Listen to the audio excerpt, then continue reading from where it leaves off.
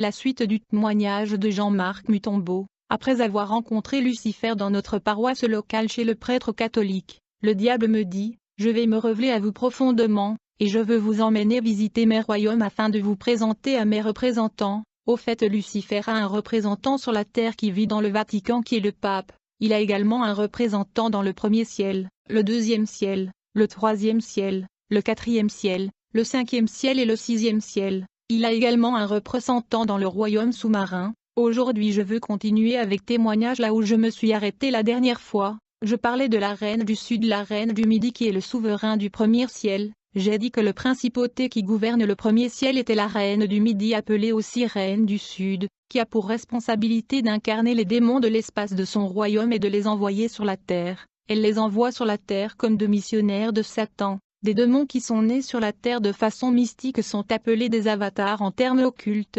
Le but de la reine du sud qui dirige le premier ciel est donc d'envoyer des avatars sur la terre. Et ces démons qui sont nés sur la terre physiquement sont responsables de la création de mouvements occultes comme le yoga, le franc-maçon, la rose-croix et autres. Ils sont aussi des hommes d'affaires, des célébrités musicales et cinématographiques. Ils sont des savants, des chimistes et des théologiens. Ici nous avons le pentacle de la reine du sud. Il y a une main qui est tendue vers le ciel et qui lui demande l'aide en matière de procréation, parce qu'elle est la mère de la fécondité. Cette main peut être celle du féticheur ou du charlatan qui fait une invocation vers la reine du midi, et nous voyons un autre main qui est tendue vers le bas qui est la main de la reine du midi qui vient répondre au charlatan ou féticheur qui demandait son intervention pour qu'elle donne à la femme des enfants. Les trois cercles ayant des croix à l'intérieur représentent des ovaires des femmes. Les croix à l'intérieur de ces cercles ou ovaires représentent des bébés qui sont maudits, puisqu'ils sont des démons envoyés sur la terre par la reine du sud pour détruire l'homme. Ces bébés sont des avatars, ou des démons physiques.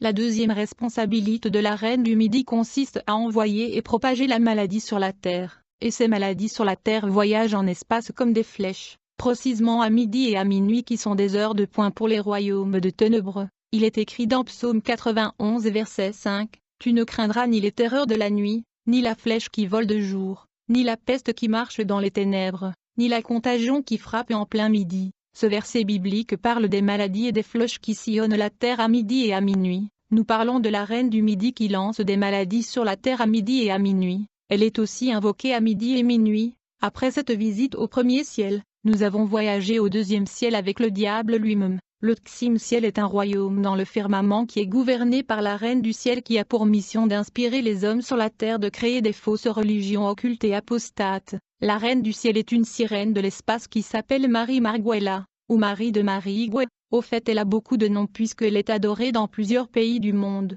Dans la Rome antique elle était adorée comme Vénus. En Éphèse elle était adorée comme Diane. Les Anglais l'appellent Notre-Dame. D'autres l'adorent comme Ithar et d'autres comme Aphrodite. Comme vous pouvez le voir nous avons ici le pentacle de la reine du ciel. Si vous prenez le chaînette de sœur catholique et vous les tournez vous verrez ce pentacle, qui est appelé médaille miraculeuse de la Sainte Vierge Marie. Mais elles ne vous diront jamais ce qu'est la lettre M, et le 12 étoiles autour de la lettre M. Nous constatons qu'il y a 12 étoiles autour de la lettre M. En fait cette lettre M est l'abréviation de nom Marguela, ou Marie Marguela, qui est le nom de la reine du ciel. Elle est la soi-disant Sainte Vierge Marie, la mère du Christ. La reine du ciel Marie Marguela a 12 esprits autour de son trône qui sont représentés ici par 12 étoiles dans ce pentacle. La reine du ciel a pour mission de signer des pactes et des alliances avec des hommes qui veulent commencer des nouvelles cultes ou nouvelles religions sur la terre. Elle a pour but d'amener l'humanité à adorer faux dieux et des idoles par l'entremise de fausses religions et groupes cultes. Ceci est sa mission. Elle envoie les 12 esprits qui entourent son trône en mission sur la terre de temps en temps. La mission de ces 12 esprits qui entourent son trône consiste à donner des révélations aux humains. Je veux dire des fausses révélations mensongères. Ces esprits entrent dans des alliances avec les humains afin que ces derniers puissent les adorer et vénérer sur terre comme Dieu par le moyen de la fausse religion. Ils sont à la base de tout le mouvement spirituel satanique sur la terre. Ils ont beaucoup des églises, des religions et des mouvements spirituels. Lorsque j'ai rencontré la reine du ciel, elle me demanda de trouver une église sur la terre pour prier, mais pas n'importe quelle église, seulement celle qui les appartient. La reine me dit, « Vous devriez vous choisir une église ou un mouvement religieux relié à mon royaume. » Puis elle dit, « Mes églises et mes religions peuvent être identifiées par des signes et des symboles que vous devriez connaître. » Alors elle me montra des signes et des symboles qui identifient les églises et les mouvements religieux qui lui appartiennent. Bien-aimé, il est écrit dans Jérémie 10 verset 2, Ainsi parle l'Éternel, n'apprennent pas le chemin des nations, et ne soient pas effrayés par les signes des cieux, bien que les nations soient terrifiées par eux. Certains de ces signes et symboles dont la reine du ciel a fait référence peuvent être vus dans les logos et les bannières des églises occultes. Par exemple, nous avons ce signe ici, c'est le principe qui guide ces fausses églises et religions. Nous avons ici une croix et un S au-dessus de la croix qui est Satan au-dessus de la croix. Cela veut aussi dire Satan l'opposant et adversaire de la croix et du message de la croix. Les sectes chrétiennes appellent ce signe l'Esprit Saint, mais c'est faux. La caractéristique principale de fausses églises est la dégradation du nom de Jésus. Nous pouvons le voir avec la secte de témoins de Jéhovah, où le nom Jéhovah est préférable au nom de Jésus. La même chose dans l'Église catholique où Marie est le médiateur qui est élevé et honoré plus que Jésus. Même chose avec le branhamisme et le kimbagisme, c'est leur leader spirituel qui est plus vénéré que Jésus-Christ. Dans ces fausses religions il y a aussi ce symbole ici, qu'on appelle le clé mystique. Dans de fausses religions il prétend que si vous ne croyez pas à leur message c'est la perdition, car Jésus-Christ lui-même a laissé la clé du royaume à leur leader l'apôtre Pierre. Mais en vrai dire cela n'est pas le cas. Vous pouvez voir cette clé sur le cercueil du pape. Ceci est symbolique des fausses religions, parce que dans la fausse religion les chefs spirituels diront que si vous ne croyez pas à son message c'est la perdition. C'est le cas pour le témoin de Jéhovah, le branhamisme, le kimbanguisme, le catholicisme, et la Bible fait référence à cette clé mystique, quand Jésus a dit aux pharisiens, « Malheur à vous, scribes et pharisiens hypocrites, parce que vous fermez aux hommes le royaume des cieux, vous n'y entrez pas vous-même, et vous n'y laissez pas entrer ceux qui veulent entrer. » Il y a des religions avec le dogme et les idées et les doctrines diaboliques, et quand vous les suivez la porte du paradis est fermée pour vous, et ce symbole ici est une pyramide qui est dans le dollar américain, et l'œil sur la pyramide montre la classe supérieure de la société humaine. C'est un symbole des Illuminati qui est une branche du franc-maçon. Dans cette secte satanique, ce sont des rituels et le sacrifice humain qui prévaut, et cet œil est celle des cancars, la secte occulte. Il s'agit du développement du troisième œil. Il existe 4 créatures vivantes devant Dieu et les 7 esprits permettant à Dieu de voir tout le monde. Le troisième œil est au milieu de l'affront. Un jour, j'avais rencontré un démon au nom de Brahma. Il a 4 faces et 4 mains, il est le démon de la révélation. Cette croix que vous voyez ici est également dans le vêtement de prêtre catholique, et sur ces vêtements il y a ces lettres qui sont la lettre I, la lettre H, la lettre S, et la lettre O, qui sont l'abréviation des noms des dieux égyptiens, à savoir, le dieu ici, le dieu Horeb et le dieu Seth. À l'intérieur de ce cercle, il est écrit « Vous tous venez à moi ». Qu'est-ce que cela signifie? C'est un appel ou invocation au dieu de l'Égypte ancienne. C'est un signe de la fausse église bien connue dans le pays. Ceci est un triangle avec ses 5 regards qui sont 5 démons qui leur donnent la révélation ou la divination. Et lorsqu'un de leurs ministres est ordonné qu'ils mettront en lui une de ces 5 étoiles qui est un démon de divination ou une fausse révélation. Et si vous allez le consulter, il vous révélera votre vie et ce qui est caché. Mais ce n'est pas l'Esprit Saint mais la révélation démoniaque. Et cette église est ici représentée par un arc-en-ciel avec une étoile qui est signe de la reine des cieux. C'est un pacte. Même la religion musulmane a le pentacle d'une étoile et le soleil faisant allusion à la reine du ciel. Cette main signe ici est un signe de franc-maçon. Parlons de mon voyage au royaume sous-marin. Après avoir visité la reine du ciel Marie Marguella qui est le souverain qui gouverne le 2e ciel, Lucifer me transporta sous l'océan Atlantique pour m'y introduire à son représentant qui est la reine de côte de l'océan Atlantique. Puis Lucifer me dit, si tu veux contacter la reine du ciel Marie Marguella, tu devrais dessiner son pentacle dans un parchemin, alors tu peux la contacter, et tu peux lui demander tout ce que tu veux. Puis Lucifer me dit, puisque tu habites la planète Terre qui est une dimension matérielle et physique, nous devons donc voyager sous la mer pour rendre visite à mon représentant la reine des côtes, dans le royaume sous-marin qui est une civilisation matérielle et physique comme votre monde. Vous devez connaître les réalités du monde matériel, vous devez comprendre que la plupart des articles, des instruments, et des objets que vous utilisez à la surface de la Terre viennent du royaume sous-marin. Nous avons donc commencé notre descente dans le monde qui est sous l'eau, nous sommes descendus sous l'eau, nous sommes donc arrivés dans le royaume sous-marin. Si vous vous souvenez, je vous ai dit qu'il y a des démons dans l'espace, il y a des démons dans les montagnes, il y a des démons sous terre, il y a aussi des démons dans des forêts, et ils sont aussi dans le monde sous-marin. Les gens perçoivent les esprits marins comme demi-poissons à demi-hommes et femmes, mais les esprits marins et les créatures sous-marins ont des formes hybrides différentes, et il existe des différentes créatures sous-marines et des monstres ayant des formes différentes. Lorsque nous sommes arrivés dans la civilisation sous-marin, Lucifer me présenta à la reine de la côte atlantique. Après cette présentation, il dit à la reine de côte, je dois m'occuper d'autres affaires alors je vous laisse donc prendre soin du jeune homme. Mais avant de partir Lucifer me donna un cordon magique qui était un moyen de communication avec lui. Cet article était en forme de numéro 6 entrelacé que vous devez placer sur votre oreille afin d'établir la communication avec le monde invisible. Et je devrais l'utiliser pour contacter beaucoup d'autres esprits parce que c'était comme un téléphone. Puis Lucifer partit. Il m'a laissé aux mains de la reine de l'océan Atlantique. La reine me demanda, de quel pays viens-tu? J'ai répondu que je viens du Zaire, l'actuelle République démocratique du Congo. Elle me dit, c'est bien, mais je vais vous donner une mission dans votre pays avant d'entreprendre votre initiation et votre formation. Puis la reine de côte de l'océan Atlantique me posa une question. Elle me dit, Elvis, savez-vous que dans votre pays les gens prient beaucoup et tous les jours? Savez-vous que leurs prières nous dérangent et perturbent nos activités? Je ne savais comment répondre à cette question de la reine, j'étais silencieux, puis elle me dit, Elvis, suis-moi. Je l'ai donc suivi et nous sommes entrés dans un endroit où j'ai vu des réserves des cordes ombilicales de bébés, et les gens travaillaient pour les transformer en sardines, et ils les mettaient dans des machines qui les transformaient en sardines, puis ils les mettaient dans des boîtes de conserve. Alors la reine me dit, je vous donne la tâche de vendre ces sardines dans votre pays, vous devrez les remettre aux fournisseurs à crédit pour qu'ils prennent leur temps de vous rembourser plus tard. Vous allez vendre ces sardines aux fournisseurs à un prix bas afin qu'ils soient consommés plus facilement et plus rapidement que d'autres marques de sardines. J'ai demandé à la reine, vous avez réussi à transformer les cordons ombilicaux de ces bébés en sardines et vous voulez les vendre aux hommes vivants sur Terre. Quel est donc l'effet que ces sardines aura sur les personnes qui vont le consommer?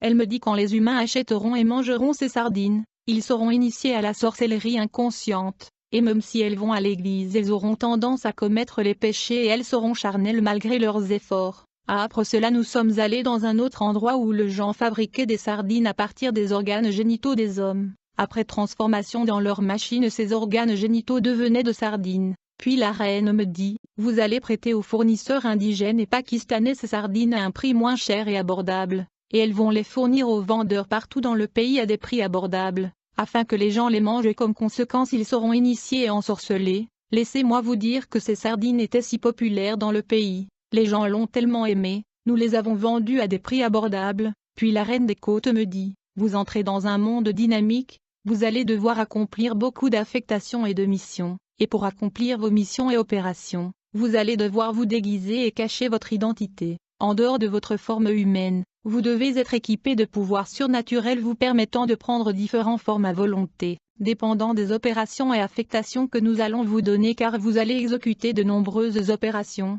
Si vous avez juste une forme ou une forme humaine vous serez facilement détecté et identifié. De ce fait, lorsque vous allez retourner à la surface de la terre vous allez tuer un camelon et vous allez prendre sa peau et vous allez la sécher. Puis vous allez le ramener ici avec le parfum Aouch Arabia ou le parfum Soudan. Ces deux parfums contiennent des vertus mystiques. Vous devez déterminer l'animal dont vous aimerez prendre la forme, qu'il s'agisse d'un insecte ou d'un crocodile ou un lion. Quel que soit l'animal que vous voulez vous allez apporter la peau de cet animal ici, alors je vous donnerai une prière magique qui vous permettra de prendre la forme que vous voulez. Le royaume sous-marin est un monde de codes, un monde de formules magiques. Quand vous allumez des bougies en forme triangulaire et vous brûlez de l'encens en recitant certains mots vous verrez qu'il y aura une réaction. C'est ainsi que cet monde magique fonctionne. Puis la reine me dit, le monde dans lequel vous vivez est un monde soumis aux facteurs comme le temps et l'espace, mais vous devrez vous déplacer dans l'espace et l'hyperespace à grande vitesse pour vos opérations car les voitures, les trains, les avions de la civilisation humaine sont très lents, donc vous avez besoin de moyens de transport à grande vitesse. Alors la reine me donna un tapis volant de couleur rouge. La reine me dit, vous remarquez que le tapis est rouge. C'est parce que K demande du sang humain pour fonctionner, vous devrez offrir des sacrifices humains pour activer ce tapis, en fait il faudra 12 vies humaines pour activer ce tapis volant. Quand j'ai entendu la reine de côte parler de 12 vies humaines j'étais silencieux, puis elle me dit, je vais vous donner une baguette magique, elle a la forme du lettre P, qui signifie puissance. Avant de voyager vous devez frapper la baguette magique sur le tapis volant, et vous allez préciser la destination ou le nom du pays où vous voulez voyager en le citant. Par contre le tapis volant va se déplacer et voyager dans la vitesse de la pensée, une vitesse extraordinaire vers votre destination. Vous pouvez voyager du Zaire vers l'Amérique en 2 ou 3 minutes parce qu'un avion est très lent. Puis la reine de côte me dit, Beaucoup de choses que vous utilisez à la surface de la Terre viennent d'ici. Nous les concevons dans notre royaume dans différentes industries de fabrication et conception. Puis elle m'amena dans une grande salle. Lorsque nous sommes entrés dans cette salle, j'étais ébloui car j'y ai vu toutes sortes de personnalités. La reine m'y informa que ces gens étaient des plus grands modélistes, stylistes et créateurs du monde. Ils sont les concepteurs et créateurs de la plupart des vêtements que les gens portent à la surface de la Terre.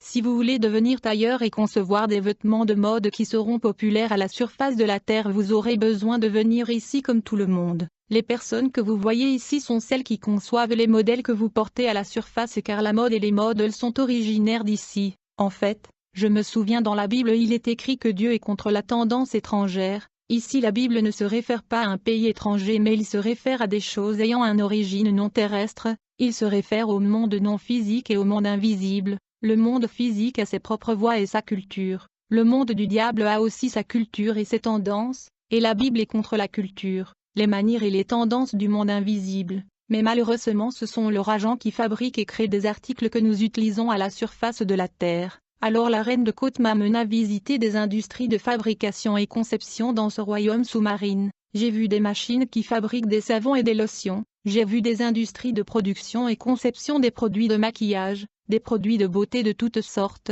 Il y avait des savants, des chimistes, des alchimistes et des métaphysiciens. Ils ont la capacité de capturer un homme africain et le transformer à un Européen ou à un Chinois, et le renvoyer à la surface de la Terre avec un autre identité, et personne ne le saura. Ils peuvent prendre un occidental et le transformer en indien en lui donnant une nouvelle identité. Dans ce civilisation sous-marin nous avons visité l'industrie pharmaceutique qui fabrique des médicaments et des produits pharmaceutiques. J'ai vu de nombreux savants, j'ai vu les élites scientifiques de la Terre qui visitent ce monde sous l'océan. Il y avait des médecins et des chimistes. Lorsque nous avons fini de visiter des industries de production pharmaceutique, j'ai vu des industries de développement d'armement. J'ai vu des scientifiques, des savants et des démons travaillant pour la conception de systèmes d'armement sophistiqués et avancés. J'ai vu beaucoup de différents types de bombes en développement. J'ai vu beaucoup de dessins de nouveaux modèles des armes et des bombes en cours de développement. J'ai les bombes et les armes à destruction massive en cours de développement. Il est écrit dans le livre de Jacques 3 verset 15, « Une telle sagesse ne vient pas d'en haut,